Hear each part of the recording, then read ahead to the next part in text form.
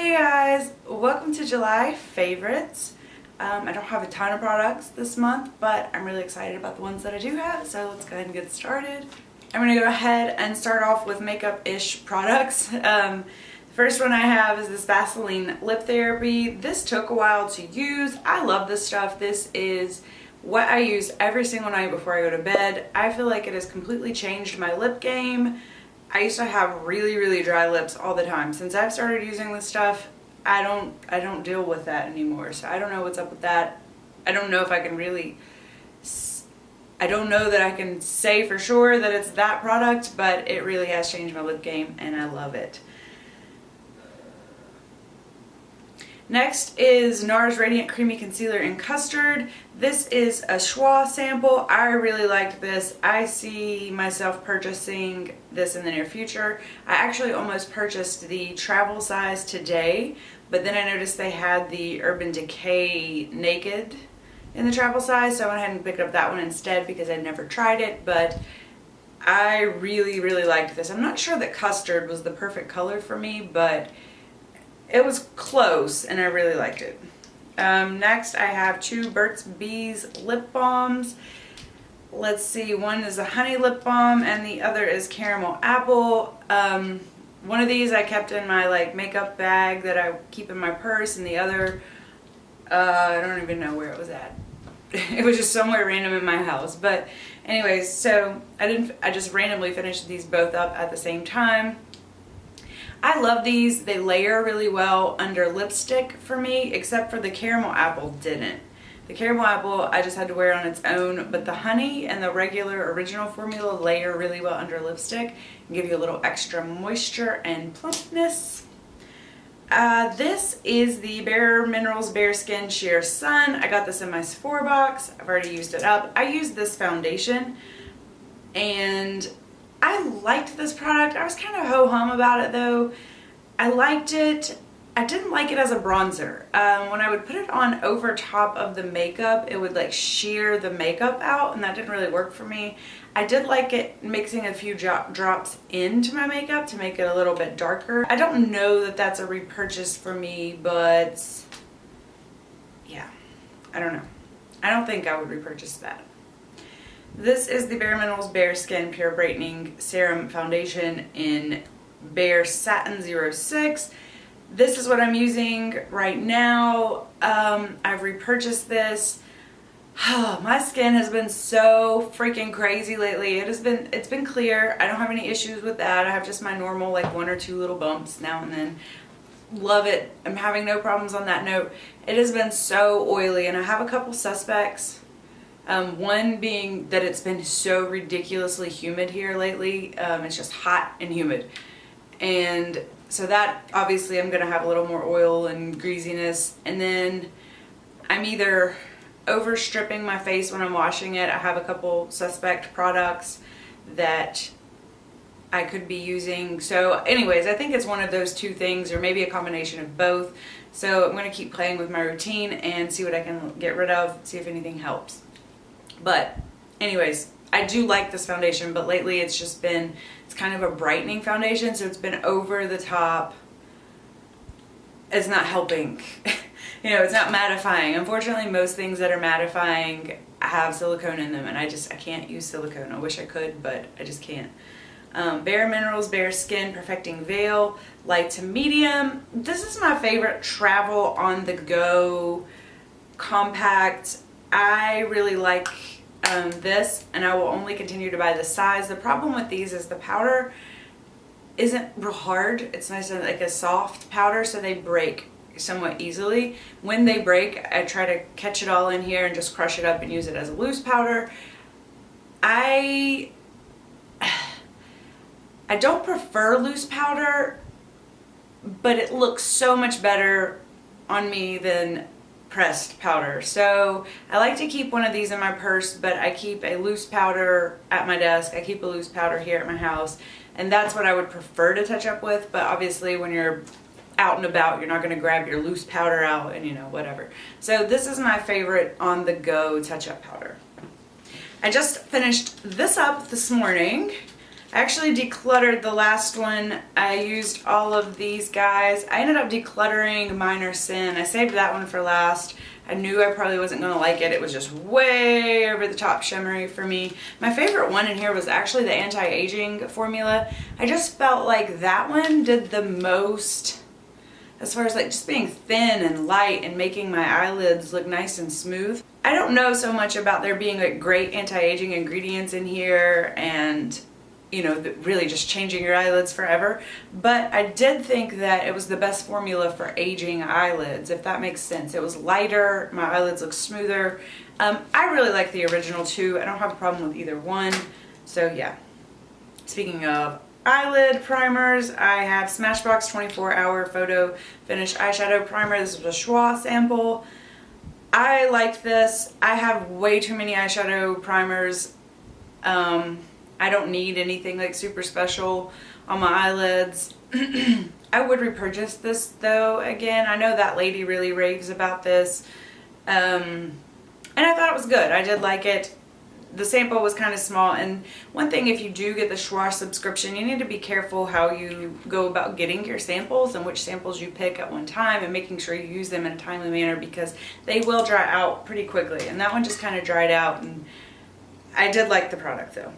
Clé de Peau concealer in Ivory. Love the Clé de Peau concealers. I don't think I $70 love them, but I do really like them. I think they're good. And yeah, I don't see myself, unless I was just really wanting to buy a luxury product for some reason, I don't see myself spending that much on them. I don't think they're that much above anything else. Bite Beauty Fruit Scrub Whipped Cherry Exfoliant. Oh, this took me so long. I'm going to show you the inside of that. Wow, that took me forever. I was really trying to get it out. I think I worked on this for like a year and a half, and I was like, ooh, I know this doesn't have like major preservatives in it, and I've probably had it for too long, but it was like I just kept thinking, like, you know, this is the last time, this is the last time, and it kept going and going and going. So anyways, it's finally gone. I don't have to worry about it anymore, and yay. I don't know, are they still making that? I'm not certain that they're still making that. I think that they are. I wouldn't repurchase it. I don't know, I didn't think it was that great. Nars Audacious Mascara. I didn't hate this. I know this was sort of a love or hate for a lot of people, and I actually was one of the people, I was just really indifferent to it. I didn't love this guy right here. I don't know if anybody's had the full size, but this guy is like super bendy, and I don't know if it's because my eyelashes are kind of thick and long. It was like it would bend as I was trying to put this on. Like the slightest bit of pressure just made it bend. I don't know what you can see. Can you just see that? Like, yeah, so that was annoying. Other than that, that was my biggest beef with it, was the bendiness of the bristles. It lasted all day on me. It made my eyelashes look okay. I didn't have any complaints as far as that's concerned. So moving on to some skincare. First off, I have this Caudalie Vino Perfect Serum Radiance Serum. This is, I'm testing this out right now. I had this one, and then I had a larger deluxe sample size. I managed to use this for 2 weeks, and so far haven't seen any results from it, but I'll let you know in a later video what I think about the other one. Glam Glow Thirsty Cleanse. Oof. I think some of these products are the culprit for why my skin has been so oily. These sort of clay cleansers, I think they're just too much. Yeah, but I feel like this product is super easily dupable. If you have some of those loose clay powder masks and you have just a cleanser, you can mix that together if this is really your thing. I did the math on it. If I just bought a drugstore cleanser and one of those clay powder masks, it was like $2 per ounce, where this was somewhere around $7 or $8. I can't not remember, so don't quote me on that, but it was a big jump in price, and it's something that, in my opinion, is easily dupable. I have not been impressed with the Glam Glow mud cleanses at this point. Boscia Luminizing Black Mask, meh. Yeah, I don't think I'll buy this again. You know, maybe if I get it in a set or something, I'll use it again, but I just wasn't that impressed with it. I didn't hate it, but I definitely didn't love it and wouldn't repurchase it. Fifth Avenue Fashion. This is a green tea peel off mask. Now, as far as peel off masks, this one worked. That one was just kind of meh for me. This one actually worked, but it hurt like hell. I mean, it hurt so bad. Like, I would just be like, okay, I'm getting ready to pull it off, you know. It was rough. I didn't feel like my skin was like irritated though by the pain. It just literally felt like it was ripping the top layer off my skin, and then I was like, oh yay, bright new fresh skin. I've actually looked for these just as I was like looking up the price and stuff. My mom had picked these up for me at Marshall's. I don't think you can buy these anymore. I haven't seen them anywhere, but so I don't think, you know, I don't know if I would pick it up again or not because it was kind of painful. Belif, the True Cream Aqua Balm. This I just used on my chest. I thought it was okay for that, but I was afraid to put it on my face. Amande Shower Gel from L'Occitane. This product I just think is overpriced. I didn't really like it. I couldn't get it to like foam or anything. It was just like an oil that wouldn't do anything. It was hard for me to even use. I don't know. I tried it a bunch of different ways. I tried it with a washcloth. I tried it with a loofah. I tried it with just my hands. I tried it with one of those like bath puff things. I just couldn't get it to like get a consistency that I found to be comfortable. I didn't think it left me with any like lasting moisturization, and for the price of it, I definitely wouldn't repurchase it. Moving along to hair care, I have the Deva Curl Ultra Defining Gel. I have just a sample packet of this. I like the light defining gel better. The ultra defining gel was just a little more drying. I felt like. I didn't like this one as much, so I wouldn't repurchase that one, but definitely am planning on repurchasing the light defining gel. Tresemme Freshstart Dry Shampoo. God. Actually, I had both of these. If you saw my hair care declutter video, both of these have like one use left in them. I have no interest in finishing them up. I'm just over it. This, I feel like they've changed the formula or something, or quality control is way off. I used to love this and it worked for me. Now it just no longer works for me. It just kind of like does nothing and it leaves my hair feeling yucky. So that, no.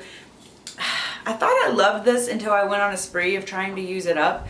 And what I realized, this is the Paul Mitchell Hot Off the Press. It's a thermal protection hairspray, and it's basically one of those nice brushable hairsprays. So if you need a good brushable hairspray, you wear your hair in a way that you need that a lot. I don't personally, but then I did try to use it up, and I was using it frequently, and what I realized it was doing was really building up on my hair. I use mostly sulfate and silicone free products, and so I'm not used to having like stuff on my hair. I'm used to my hair feeling very light and flowy and nice, in my opinion. So I could really tell that this was like building up. Plus, since I don't use a lot of sulfates on my hair, the sulfate-free shampoos have a harder time dealing with products like this that have a tendency to build up. So that's why I highly recommend, if you're using a sulfate-free shampoo, the conditioner needs to be silicone-free. In my personal non-expert opinion, I can't understand why companies are mixing together sulfate-free shampoos and silicone-based conditioners. It makes absolutely no sense to me. It's a recipe for disaster and flat hair.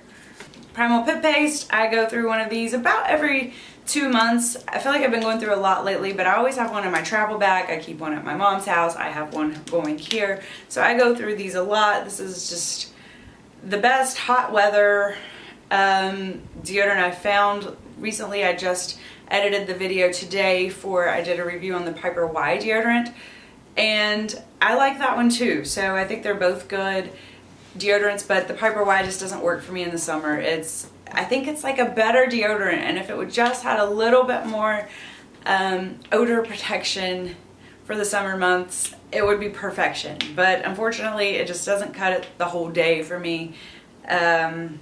So I've been using my Primal Pit Paste. Satin Care Dry Skin. I decided to clean out. I've been trying to clean out stuff, and I just had these like ready to go for travel, but I just wanted to go ahead and use them up and clean out my little travel bag. I used it up. I actually liked this one for a gel. I don't usually do the gels. This one wasn't bad though. If I had to buy a gel again, if my EOS or Skintimate creamy ones weren't available, I would pick this up. I liked it.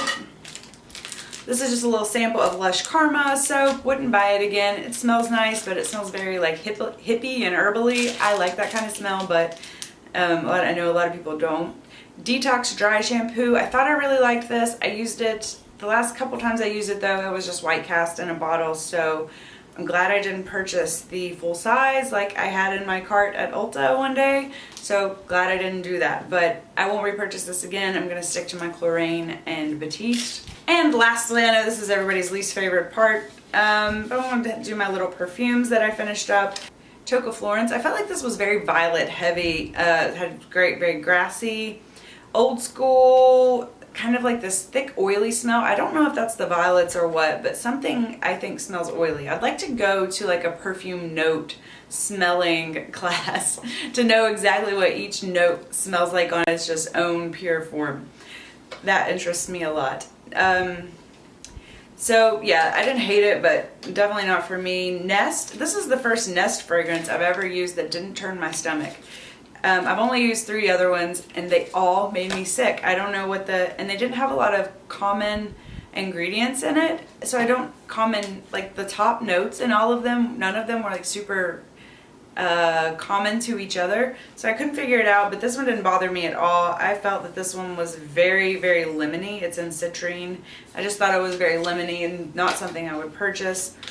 Chloe, I really like this and I want to repurchase this at some point.